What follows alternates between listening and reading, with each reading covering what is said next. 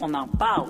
Depuis les tueries de janvier de l'an dernier et celles de novembre dernier qui ont secoué Paris, le premier ministre français Manuel Valls a plusieurs fois rejeté toute tentative d'explication à la construction et à l'émergence des djihadistes, dont plusieurs d'ailleurs sont nés, rappelons-le, en territoire européen, les taxant ces djihadistes d'ennemis qui s'en prennent à leurs compatriotes. Pour Valls, il ne peut y avoir aucune explication, car pour expliquer, c'est déjà vouloir un peu excuser. Or, dans ce nouvel ouvrage intitulé « Notre mal vient de plus loin, penser les attentats » du 13 novembre, le philosophe Alain Badiou se propose justement de réfléchir aux origines de la radicalisation et de la construction d'une entité terroriste comme Daesh. Un essai qu'a lu pour nous notre collaborateur bien-aimé Pierre-Luc Brisson, candidat à la maîtrise en histoire ancienne à l'UQAM. Pierre-Luc, le contexte politique actuel, Elisabeth Vallet pourrait aussi se prononcer, est tel, et puis Valls n'est pas le seul à critiquer toute tentative de réfléchir aux origines, aux conséquences de l'émergence de ces terroristes, de ces mouvements terroristes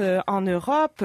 On a l'impression qu'on est à l'époque de George Bush qui disait au lendemain des attentats du 11 septembre, à l'époque de la volonté d'envahir l'Irak, "You're either with us or against us." Oui, c'est tout l'intérêt, je pense, de la démarche de Badiou, parce qu'après ça, on pourra le questionner plus tard dans le segment sur les cadres idéologiques dans lesquels il inscrit sa démarche et sa réflexion. Mais du moins, je pense qu'on a assisté en Occident depuis 15 ans, il y a beaucoup de philosophes et de théoriciens qui se sont penchés là-dessus. Chaque fois qu'il y a eu des attentats terroristes, ça a toujours été suivi par des attaques délibérées contre les libertés civiles, que ce soit aux États-Unis et maintenant en France. Dont la liberté d'expression. Dont la liberté d'expression. Parlez-en aux whistleblowers américains, parlez-en aux journalistes américains qui ont de la misère à faire du journalisme d'enquête parce qu'on s'acharne sur les lanceurs d'alerte. Maintenant, en France, on a voté cette semaine la déchéance de nationalité qui sera bientôt inscrite dans la Constitution française. L'état d'urgence a été prolongé pour une nouvelle période de 3 mois en France. Donc, partout, toujours cette même réaction-là, sécuritaire et nationaliste, faut-il le dire aussi. Alors, Badiou, ce qu'il s'attarde à faire, au fond, c'est de dire, oui, il faut réfléchir. Il faut réfléchir sur ces événements-là, il faut réfléchir sur ces attentats-là, parce que échouer à poser une réflexion articulée, c'est au fond concéder la victoire à ces terroristes-là. C'est très dangereux, d'ailleurs. C'est excessivement dangereux. Et moi, on en avait déjà discuté ici lors de l'analyse d'un précédent essai sur les conditions de la radicalisation. À partir du moment où on définit quelqu'un comme un barbare, qu'on définit les terroristes sur l'étiquette de barbare, oui, les actes qu'ils ont posés sont des actes barbares. Tout le monde va en convenir.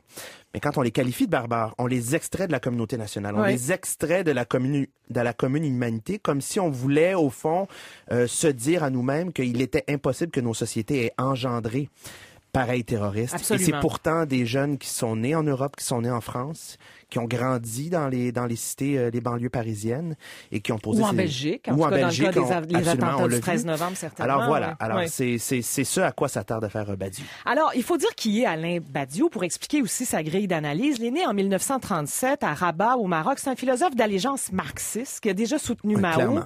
Oui, il n'était pas le seul. Jean-Paul Sartre le faisait aussi à une certaine époque. Évidemment, il ne connaissait pas les horreurs que commettait Mao en Chine à cette époque-là, mais il le voyait comme une idole. Alors, c'est une grille d'analyse marxiste là, qu'il va apposer sur la radicalisation. Tout à fait. La critique de Badiou, au fond, s'articule autour d'éléments phares qui sont des éléments de rhétorique marxiste. C'est-à-dire que c'est le capitalisme mondialisé aujourd'hui, sa dynamique impérialiste auprès d'États du tiers-monde, de régions qu'on qualifie de tiers-mondistes, qui a créé les conditions d'émergence de ces mouvements extrémistes. Et sur certains éléments, l'analyse de Badiou est très juste. Quand il parle de la dissection des États, on pense à ce qu'ont fait les Américains, Elisabeth Vallet, en Irak, par exemple, en démantelant Hussein et puis en divisant le territoire, ce qui a, entre autres choses, bien sûr, permis l'émergence de Daesh. Oui, absolument. Daesh, aujourd'hui, a été les rangs de Daesh ont été nourris par d'anciens généraux et d'anciens commandants de l'armée de Saddam Hussein qui se sont retrouvés sur le carreau une fois que le gouvernement d'Hussein a été renversé par le gouvernement américain et qui aujourd'hui ont intégré les rangs de Daesh, ce qui explique sans doute pour une bonne partie ces récents succès militaires. Donc ce que Badiou dit, c'est voilà, on a créé par ce capitalisme mondialisé, par cet impérialisme occidental, les conditions d'émergence dans de nombreuses régions, que ce soit l'Irak. on pourrait même penser au Maghreb, on pourrait même penser exactement. À Israël, au Sahel, à la région sahélienne. Au Sahel, au Maghreb, on pourrait penser à la Libye notamment. On a créé dans ces régions du monde-là les conditions propices à l'émergence de ces mouvements-là. Premièrement. Oui. Deuxièmement, il y a aussi les conséquences du capitalisme en Europe. Et c'est une critique qui rejoint celle de beaucoup d'autres philosophes. On parlait de Chris Hedges la dernière fois. Vous avez en Europe des classes moyennes complètement dépossédées, déclassées, qui voient dans les nouveaux arrivants, qui voient dans les immigrants, et aujourd'hui ce sont les réfugiés syriens qui en font les frais, qui voient dans ces gens-là les causes de leur déclassement social. C'est la même chose aux États-Unis. C'est exactement la même chose aux États-Unis. Comment en fait foi la popularité de Donald Trump à l'heure actuelle, qui a tout à fait ce discours. C'est ce qui nourrit la montée de ces démagogues-là. Et donc, voilà des classes moyennes, et on parle des Français là, ici, qui pointent vers les immigrants, qui pointent du doigt les immigrants comme étant les seuls responsables de leurs malheurs sociétaux. Alors que, oui, en effet, il y a la transformation du marché, la transformation de la dynamique capitaliste qui est aussi en cause dans la précarisation de ces classes moyennes. Il parle de ces jeunes qui vont entrer les rangs de Daesh comme étant aussi assoiffés de l'Occident. Donc, il y a aussi le côté pernicieux du faux rêve américain qui est soumis à tout le monde en Occident, qui a un effet selon l'avis d'Alain Badiou. Exactement. Donc, ces jeunes-là... C'est rien de nouveau, ça non plus. Ces jeunes-là, puisqu'ils voient leur rêve impossible, puisqu'ils voient leurs conditions d'intégration à la communauté nationale, que ce soit, et surtout économiquement, qu'ils se les voient refermer devant eux, en effet, vont adopter une posture qui est complètement nihiliste. Et on le voit, la plupart des études démontrent que les jeunes qui se sont radicalisés récemment ont une pratique de l'islam tout à fait récente. C'est pas des gens qui ont un ancrage religieux, idéologique très profond. La plupart des témoignages disent « Ah ben oui, il s'est mis à fréquenter la mosquée dans les derniers mois. On l'a vu que soudainement, il s'est mis à se faire pousser la barbe. » C'est-à-dire que l'islam devient le véhicule de leur propre nihilisme et de leur contestation. Et c'est pas vraiment un radicalisme ancré dans une pratique vraiment profonde de l'islam. Elisabeth Vallet. Et peut-être, j'ai pas lu l'ouvrage, mais j'ai l'impression qu'il faut aussi faire attention lorsqu'on analyse ces événements-là, de ne pas faire un amalgame qui partirait de l'Occident, prendrait un arc de crise qui irait de la Syrie, mettons, au Mali, parce que ce sont des réalités différentes. Et si l'analyse marxiste, effectivement, je trouve, a du sens avec ce capitalisme impérialiste, justement, dans cette zone qui va du Mali à la Syrie, où justement, ces gens sont délaissés pour compte de la croissance mondiale, où, à l'heure actuelle, il s'exerce une forme d'extrémisme précis, et effectivement, qui correspond à des déstructurations sociétales.